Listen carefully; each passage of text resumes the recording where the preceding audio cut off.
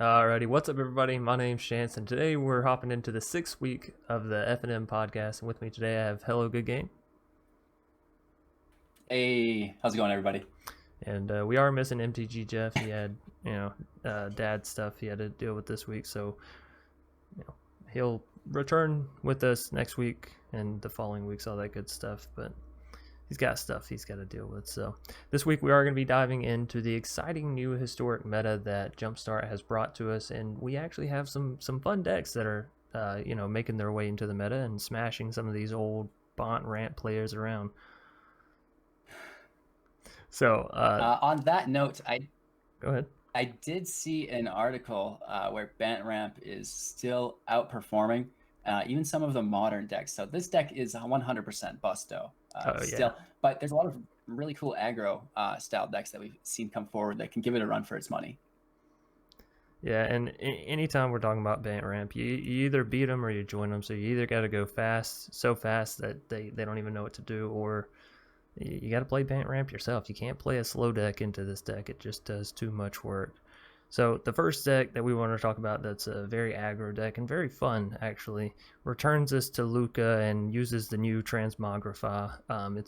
It's basically a Boros. We do have a green creature in here, but it's all based on that concept of exiling your creature, pulling out a big creature, and building up the little ones, right? Yeah, so our first step within this deck, obviously, is to collect 2 to 3 land. That's going to be ideal, but is to flood the creatures with as many tokens as possible. And we have a ton of spells within this deck. Like Satyr's Cunning is a beautiful 1-drop that immediately gets a 1/1 token out. We have Heroic Reinforcements, a little bit more expensive, costing 4 there.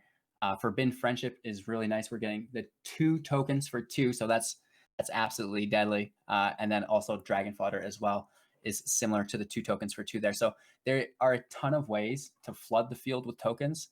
And then Luca used to be 5. Transmogrify is a little bit cheaper, so it's easier to get off.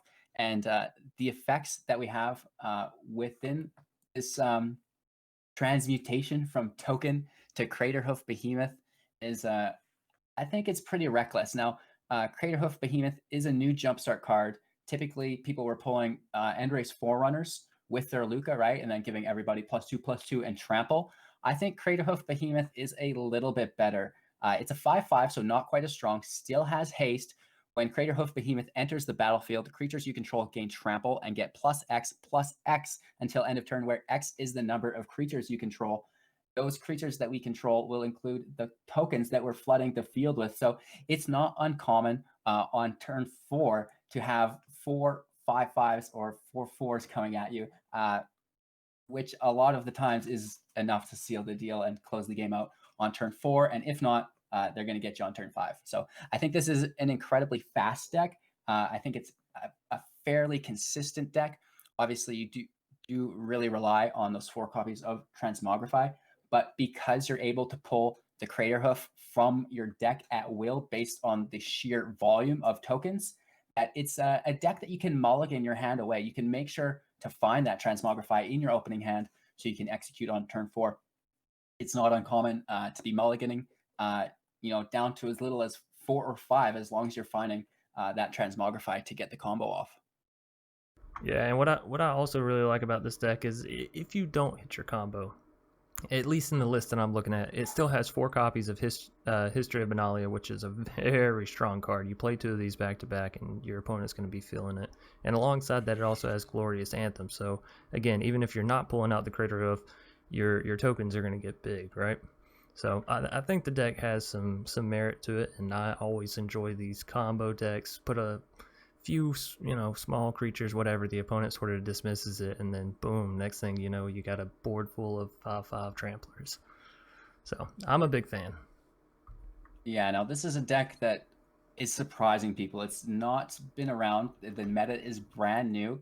There's not a lot of Flame Sweep, Blazing Volleys, nothing to wipe these tokens off early game, which leads into a huge amount of trouble, especially if you're not a counterspell deck. You've got no way to stop Transmogrify. There's literally nothing you can do as an opposing creature deck. If you are a creature deck who's not ramping excessively, this guy is going to outpace you. There's no other way to get 4 or 5 5/5s on the field as early as turn 4. It's too much. Yeah, and that's the other thing. The other big deck you would be trying to avoid, other than Bant Ramp, would be Temur Wreck, and their removal comes in at turn 4, right, with the Storm's Wrath, because past that they're paying, 2 for a Bone Crusher Giant and only removing one token, and I don't think that's really going to be enough to stop you when, again, you got 4 or 5 down, and they're all going to be that body, right? Yeah, and typically historic, I've found at least recently through like the last week of playing it, is it's a lot more diverse. We still see Bant Ramp decks, we still are seeing Temur Reclamation decks, but now we're seeing like the Goblins and the other decks that we're going to talk about today. But I also ran into just some decks from far left and some very good and powerful decks. Selesnya Enchantments it's for real right now. I'm still looking for the deck list, but we got our clocks clean today by Selesnya Enchantment. So the diversity within the historic format is much more serious. You're not going to be playing the top 4 tiered decks over and over again, which makes the sideboards less oppressive, because right now I feel like in standard, every sideboard can deal with every deck perfectly. But when you have more decks to sideboard against, there's room to slip through the cracks, right? So it becomes, in at least my eyes, a little bit friendlier of a play experience, because you're not just like having huge value competitions that are locking heads and not wanting to give any leeway, right? So I think historic is great. Now this could easily be sideboarded against, like we talked about, with any of the token wipes used early on. But again, not all colors have access to that. So this is just a classic historic deck that I think won't really go anywhere. Maybe the Behemoth gets subbed out for a better creature when it comes forward. Like we've seen how the Forerunner got upgraded to the Behemoth now, and maybe at some point that'll get upgraded as well. Like we lost Agent of Treachery, so we're no longer doing that. But as far as what we have available to us now, I think this is one of our strongest combo decks. Yeah, the only real removal that I could think of that would come out is, like you said, the Flame Sweep potentially from Temur Wreck, or Deafening Clarion, which nobody really plays right now. It's red-white, so you got Jeskai players, but I haven't seen a Jeskai player since Fires got removed, right? Rest in peace, Fires, by the way. That's how relaxing has that been?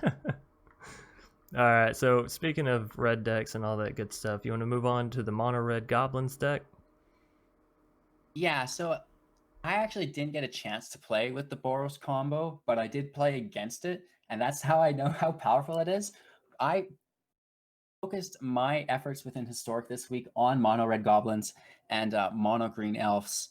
I think Goblins gets the slight nod over the Elves consistent wise, just because the sheer amount of volume that you can flood the field with cards like Muxus Goblin Grande, which is becoming easily one of my favorite cards. Not to mention the Krinko Mob Boss. Like these two goblins are dirty, like absolutely disgusting. There's so few things to handle them.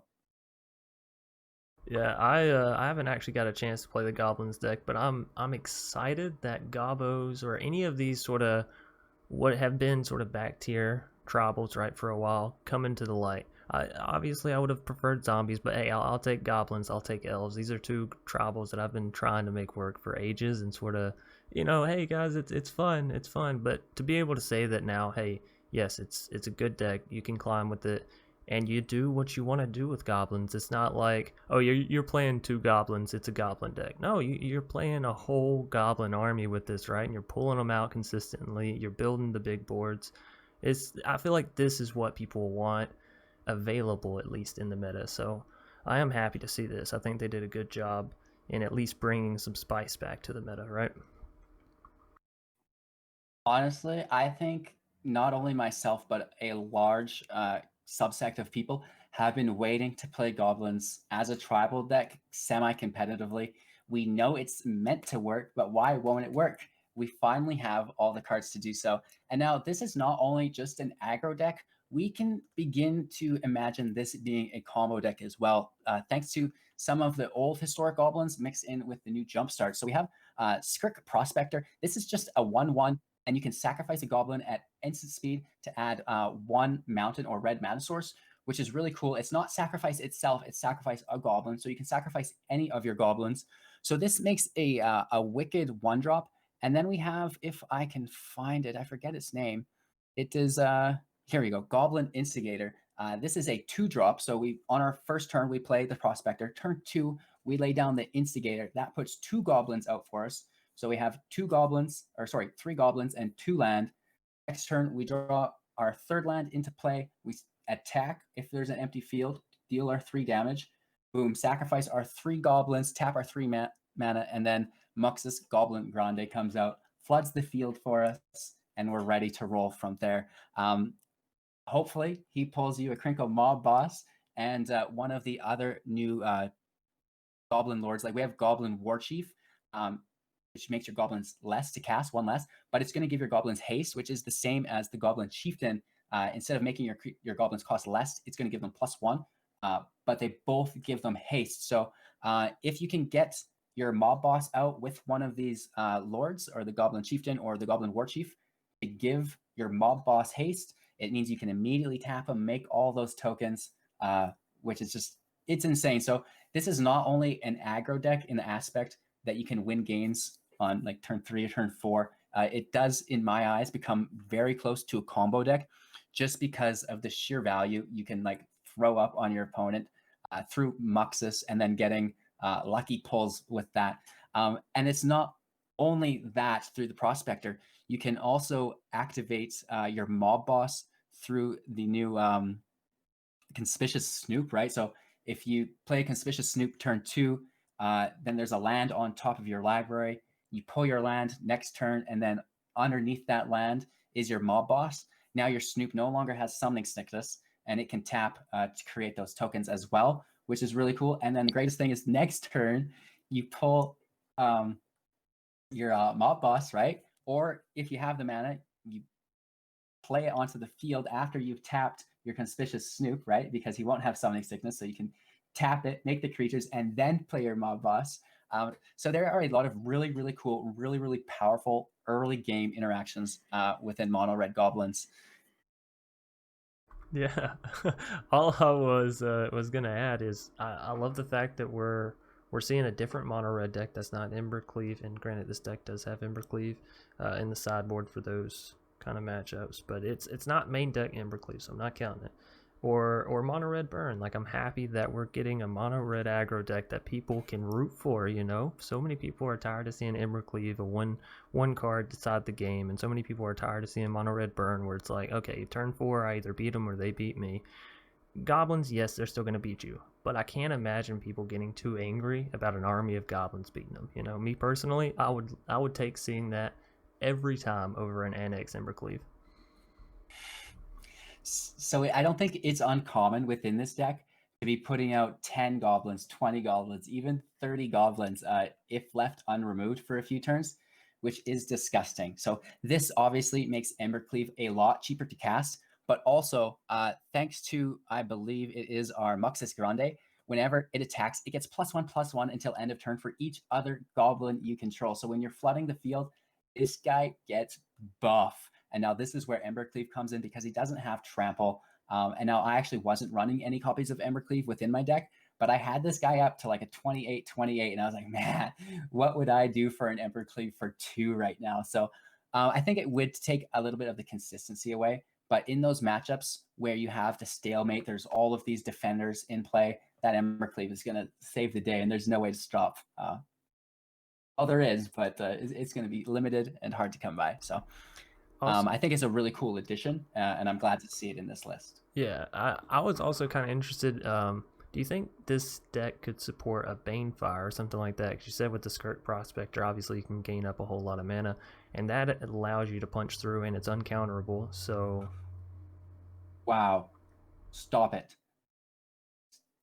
Oh, that's literally it. So there's been matches where that would have won the game far before anything else. Banefire's instant speed as well, is it not? that I actually don't know, but I do know it's a really good card. Yeah, the fact that it can't be countered, and I think it only requires 5 damage to not be countered.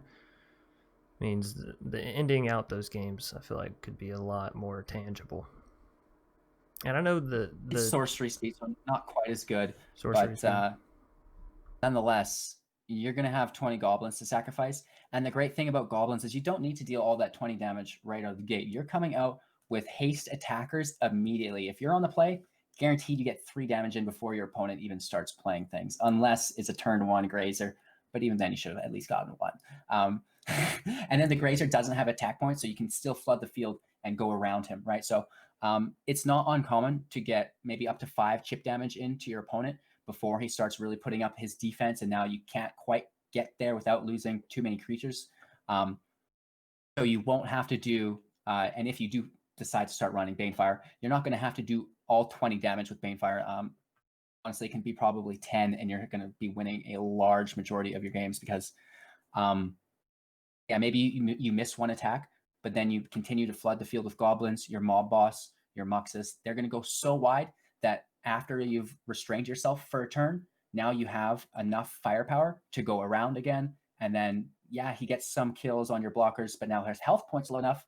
We just finish him off with the Banefire, like you said. So I've never thought about that, and I don't think probably many have. So yeah, no, that's what I do. We're gonna be playing with some Banefire, boys. Yeah, read thousands of cards every day. There you go. I'm actually interested to see how this deck matches up against things like mono white or life gain, like Azorius Flyers that have the life gain here and there. Because oftentimes in the past, Mono Red would just get destroyed by these decks, right? The Azorius Flyers, they got tempo, so they just sort of bounce your creatures. And the Mono White life gain, they just gain so much that it doesn't matter. So have you went up against any of those in your time playing the deck? Yeah, and not only the tempo, I've walked through Shatter the Sky. It might take 3 to 4 shatters to stop this deck. 2 will do it if you have bad draws, but they definitely want that third. It is so easy to flood the field. We have things to search our library as well.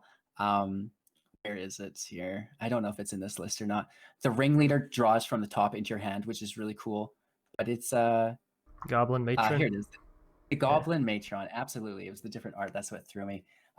So this is really cheap for 3, and a lot of our goblins make things cheaper, or we can sacrifice goblins for stuff, and we even have a goblin that makes a treasure that we can use for mana. So we flood the field with available mana very easily, and then the Matron can literally look for whatever we want. So we can get up to that 6 mana. He wipes the field. I personally was running 4 Muxus in my deck, and he's going to remove it. So you play it, you flood the field. He needs an immediate Shatter the Sky again. He shatters the sky. Well, here's a draw card. Like I play my Matron, find my Muxus. Boom, you need another Shatter the Sky right now. So I think that there's just so much value that they have a hard time getting to it. And especially since we have the addition of haste, a lot of the tempo doesn't work unless it's instant speed. And even then, for example, when we flood the field with a Muxus and we get a Warchief or a Chieftain out, plus our mob boss, even if they Brazen Borer immediately, we can now, before it hits, while it's on the stack, make 4 to 5 tokens, right? And then he just bounces it and we do it again next turn. So I think it just kind of avalanches, and there's just too much value to keep up without like continuous constant removal. And like not even turn 4 removal, like that might be too slow potentially. You might want that turn 3, like we were talking about, Deafening Clarion, Blazing Volley. So there is a ton of removal available in the game to deal with goblins. It's just going to be a matter of, are they prepared for it, right? Is it a best of 1? If it's best of 1, goblins is going to rip because people are going to be ill prepared for it until the point where they're sick of it, where that's the majority of their deck is these early wipes. And then in best of 3, like you still have to find those cards, right? So even if you do run 4 Shatter the Skies and you sub in 4 Deafening Clarions for 8 cards out of 60, you still have to find them before turn 5.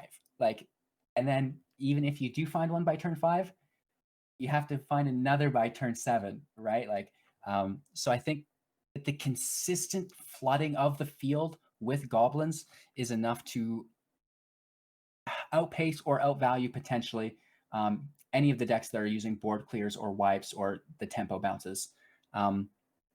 it's just not enough. Like you definitely don't bounce Muxus back. That's for sure. You could bounce the mob boss off if he didn't have haste before he got it. That's totally feasible. That's a good play. But so many cards within this deck give all of our goblins haste that the chances are going to be within the goblins' favor the majority of the time. Yeah, and that's another interesting thing about this. Even cards like Ritual of Soot and Eliminate aren't that great because Muxus is 5-mana card, so you can't just Ritual of Soot and remove it. It's still going to be there. Yeah, it takes out a lot of his supporting characters. But again, in a game that is so quickly paced and you're dropping Muxus as early as turn 3, is spending all of your mana and a full turn on a Cry or a Ritual enough when you're still going to be immediately hit with 5/5, at least because you could flood the field with more goblins and then he's going to get an increased attack, right? So you're going to need a lot of removal, and not only consistent board wipes, but like Spilkin said here, maybe a little bit of single target removal to deal with the mob boss or Muxus as well.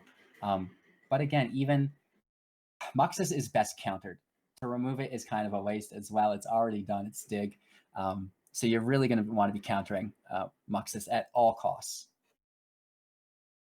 Alrighty, well said, well said.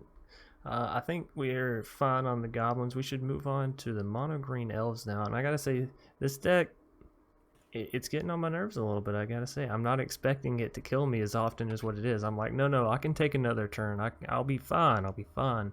And this Allosaurus Shepherd is just, it's insane. Thank God it doesn't have a double pump effect. Otherwise, oh God, right?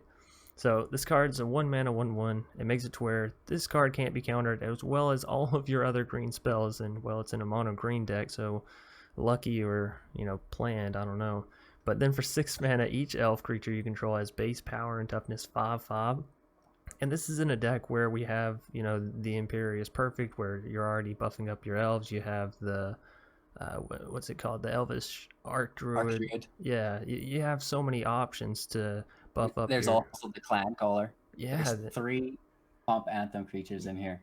There's Crater Hoof Behemoth if you want to throw it in, since you're going to be ramping so much. It's just crazy the amount of buffing that your creatures already have, and then to have mana sink to buff them to a base of 5/5. It's a lot to deal with. Yeah, so like this deck is, I want to say, almost as equally disgusting as the goblins. I don't think it's quite as consistent and doesn't have the ability to reflood the field like we talked about, kind of recuperating from the board wipes and stuff, which goblins does fairly well. I think that's where the elves fall behind currently. We do have a pretty cool sideboard option in certain copies of this deck for that. Personally, I was playing Golgari, which only brought in that 3/3 that kills all permanents of the same name. Males, I don't even know. And then it also had the absolutely. And then we had Liliana's Bear, which is that new 3/1 with flash, and then you draw X cards, where X was the number of cards that died this turn.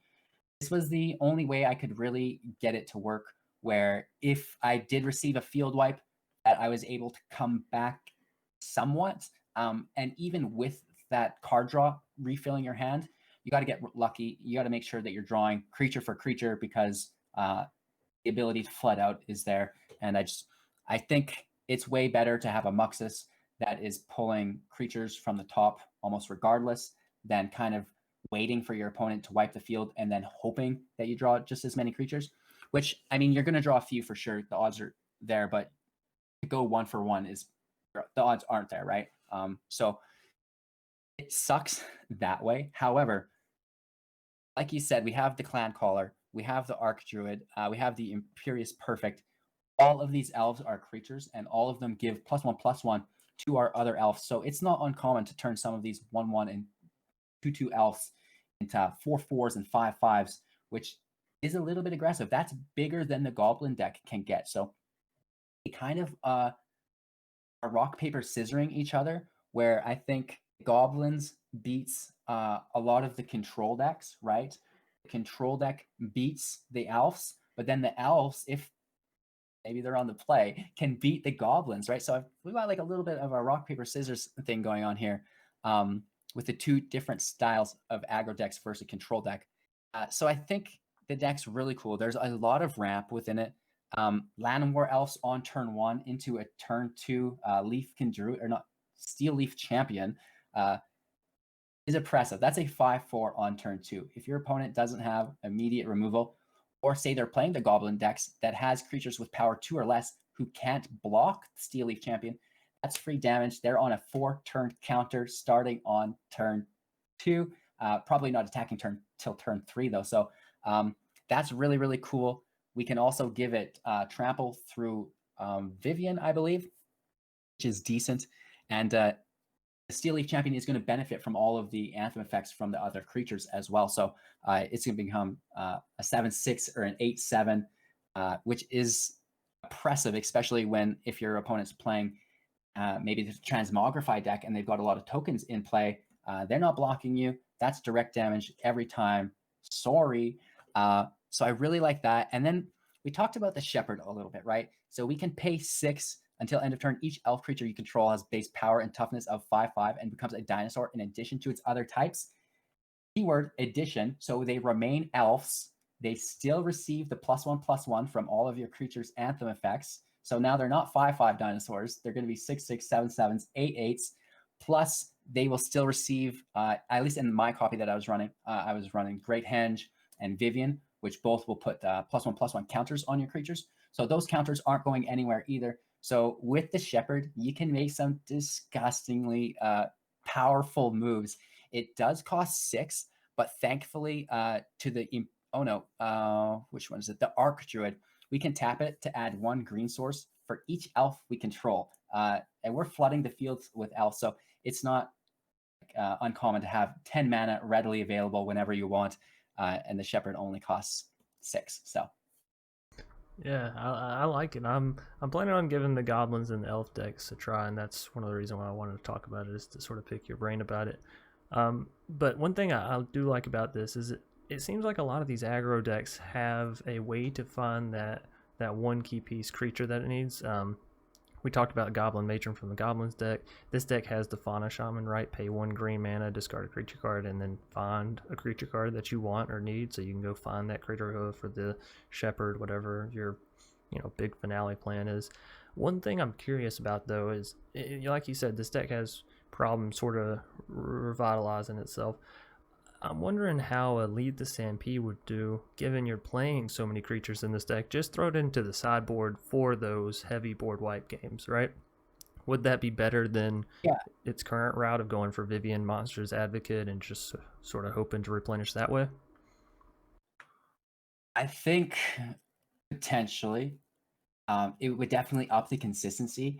I'm looking in this list as well, which wasn't in my list, and seeing Heroic Intervention. My list focused more on just pure aggro, not just like scuffing it off. I'm going to win on the play. I don't care.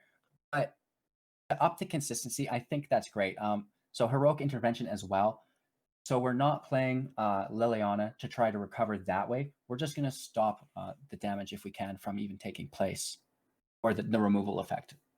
Yeah, and then I was kind of curious about Vivian's Arcbow Ranger. It seems maybe a little bit worse than something like Lead the Stampede, but it is another one of those interesting cards where you can pull out things at instant speed, and it gives you a way to sort of cycle through your deck, right, and find what you want when you want it. So I don't think we necessarily have too hard of a time drawing cards. And I guess this is really going to come down to how you're balancing your deck. The list we're looking at right now doesn't have a Great Henge, so it does need a little bit of a more draw effects to it to make sure that it is consistently replenishing its hand. So there's going to be multiple ways to build these different archetypes, which is really, really cool. And again, I mentioned mine went with Gold Gary, so we could work in Liliana's Bear to recover. But you could easily just go mono green. I wasn't running Heroic Intervention. You could run Heroic Intervention. And then Lead the Stampede. I'm not sure, because it's a sorcery. We're not playing a creature with it, and we really want to be flooding the field with creatures. So I almost think that now I don't know if I see it in this particular list. There is an elf when you play it that if you have another elf on the field, oh, here it is, the Derwin's Elite. It's a 2/2 for 2, and whenever it enters the battlefield, if you control another elf, create a 1/1 green elf warrior creature token. So, I just, I don't know. I feel like, or sorry, that's not what I was thinking of. Elvish Visionary. We're talking about drawing. This is a 1/1 for 2, and whenever it enters the battlefield, draw a card. So we're still getting to replace itself, right? We're not necessarily getting to look as deep through our library, but nonetheless, we're getting a draw out of it. And then it's a creature, and it's a creature that's going to benefit from our Anthem abilities from all of our other creatures. And then it'll also be able to be triggered by our Shepherd later on as well. So I think there's value in only having in tribal decks creatures that benefit from the tribal effects that have secondary abilities, like Elvish Visionary. When it enters the battlefield, draw a card. Like the elites, when it enters the battlefield, you create a second elf, right? So I think there is value to, within an aggro deck, really sticking tried and true to whether it be solid burn, and then you're using a lot of instances and sorceries, or if you're trying to just creature aggro out. And I believe this deck does use the Behemoth. Is it not? Maybe not. Yeah, it does. It does, yeah. So, like that will make all of your creatures stronger and have trample. So we're still receiving benefit from the creature through the draw. We still get the creature that now benefits from our later mid-range play.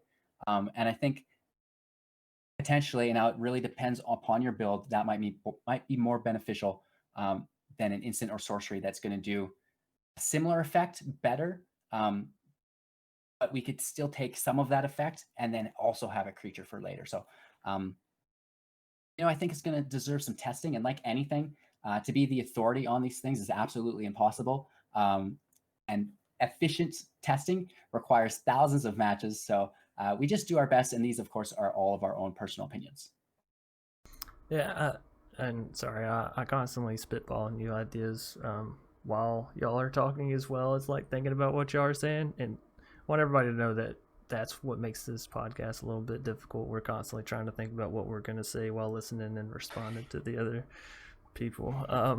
So yeah, like HCG said, this is a deck that I hope flourishes out as the meta gets more and more discovered. Obviously, what you generally see as the meta goes on is decks either get played in a wider range and they'll get picked up and adopted more heavily, or they just sort of get squeezed out as more removal pieces sort of get subbed in for the other removal pieces that were once run that sort of deal with the decks.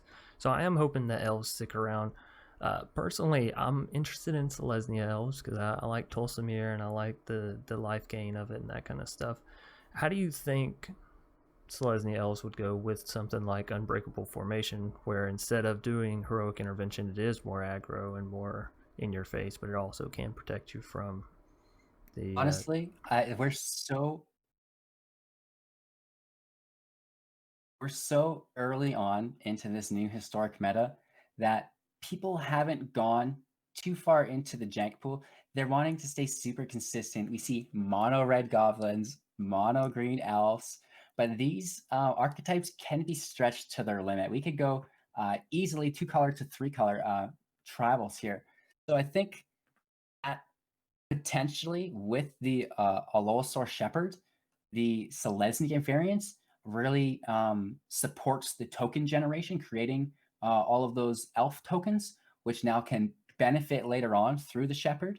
And again, those elf tokens, which we're flooding the field with, are now benefiting from all of our Anthem effects as well. So, I'm fine with Selesnya. I think that's absolutely okay.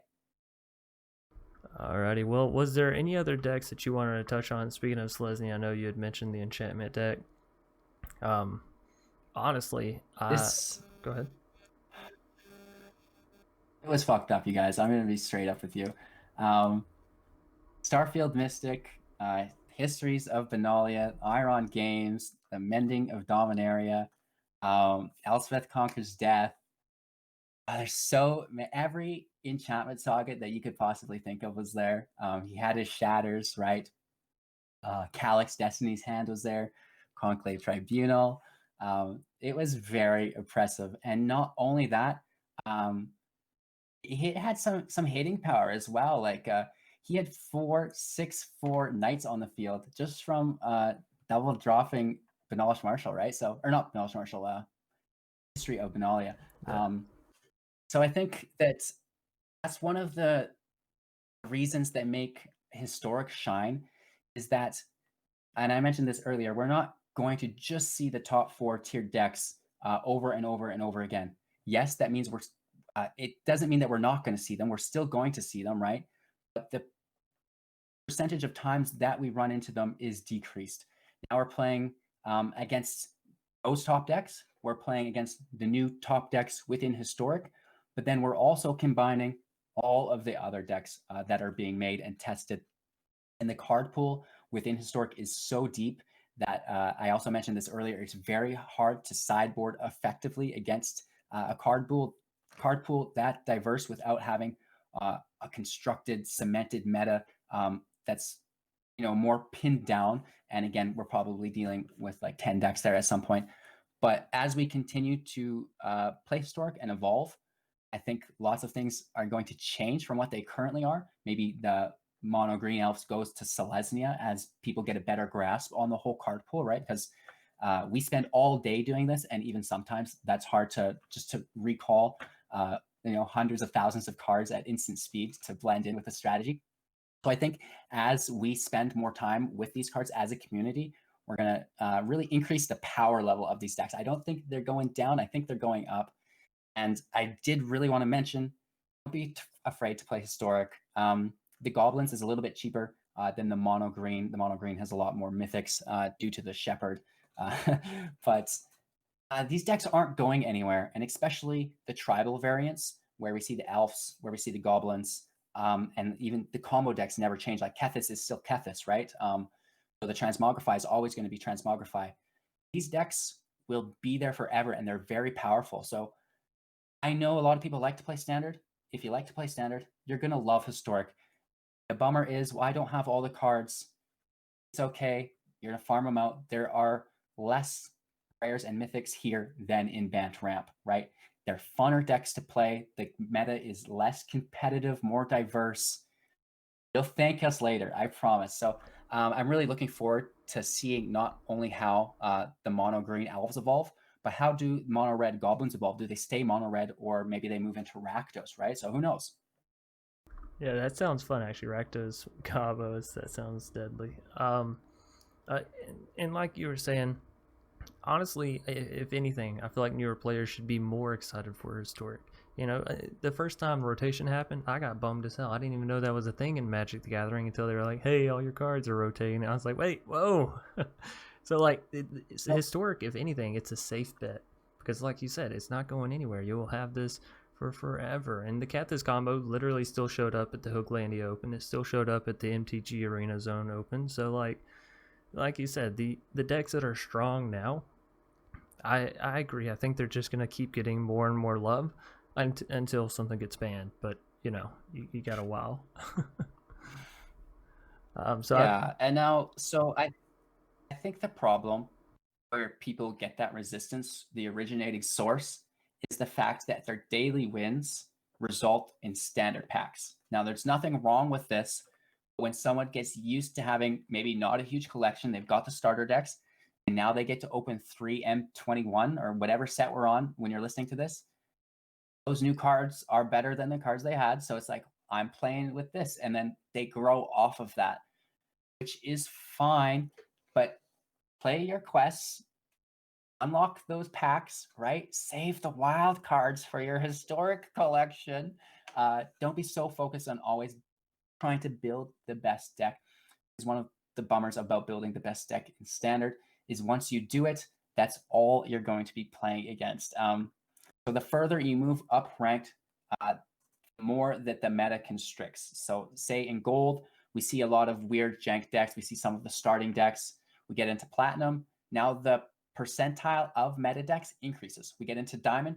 that percentile increases again. And then we get into mythic, up again, high mythic. That's all you're going to see, right? Like 100%. So if you focus on building the best deck in standard, that's okay. I just hope that you're prepared to be playing 4 top meta decks for 4 months at a time.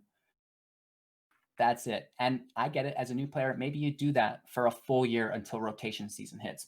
And then you can take all of your standard cards that you farmed for a year, and now you start historic. Again, at least farm new cards organically. Don't spend your wild cards on them. Spend your wild cards on cards that you cannot farm, packs that you're not frequently rewarded with, historic packs. Yeah, just come play historic with us, you guys. It's a great time. Yeah, and honestly, I know there's a bunch of like debacle about Jumpstart. I know it's a little expensive, or for the older players, you're re-getting some of those cards, the Woe Striders, right? The 5th and 6th copies and whatever.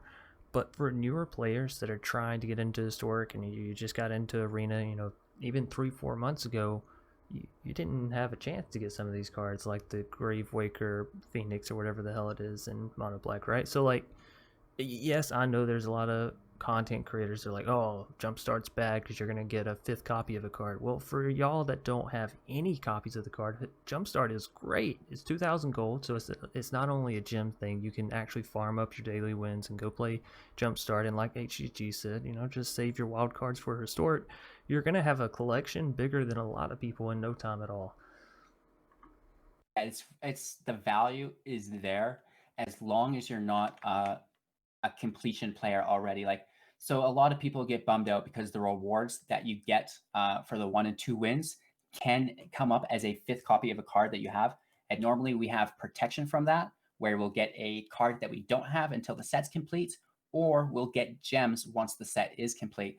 And now this wasn't incorporated into Jumpstart, and the percentile of people who have a complete collection are not that big. And you know what? Every person who has a complete collection, you probably heard complain about it already, right? So it's fine. The majority of people, and honestly, I would say probably 90% plus, don't have the complete collection, and they're not really worried about the 5th copy at all. So it's great value for what you get. You're getting standard cards, you're getting historic cards, like maybe even some of those Jumpstart baddies, right? It's great value. I have no problem with it. Even getting the 5th copy, I think I played 10 to 15 Jumpstarts. I don't even know if I got a single 5th copy. Like, I was just getting like these new Jumpstart cards over and over and over. So I had a great time. Maybe not all of them were very powerful, but nonetheless, I'm pretty sure I got very few 5th copies. So the chance is there, but when you add 400 new cards to a set, the chances of you not pulling a 5th copy are pretty good as well. Yeah, completely agree. And another thing they focused on in Jumpstart was adding a whole lot of rares and mythics, so there's even more than in your standard sets. Both standard sets, and sorry, that was a bit of a pun, but anyways, I think we pretty much hit all of historic, or at least the fun historic. We're gonna not talk about the teamer and the band stuff, the stuff that's gonna be here until we die, pretty much. But I had a great time. We'll miss Jeff for this week, but hopefully y'all are still entertained and got a lot of information going into historic or Jumpstart or whatever it may be from HGG and myself. Greg, you got any closing thoughts you want to add? Make sure to share this podcast out to all of your Magic the Gathering junkie friends, and let us know in either of our Discords or in the comments within our YouTube channels. Let us know what historic decks you guys are digging right now. What are you having luck with? Maybe any crazy jank builds that we should showcase as creators. So let us know how you guys are enjoying historic. All right, so yeah, just sell the podcast. I love it. All right, guys, we're gonna get out of here. Thanks. All right, once thanks again. guys. Take care. Have a great day.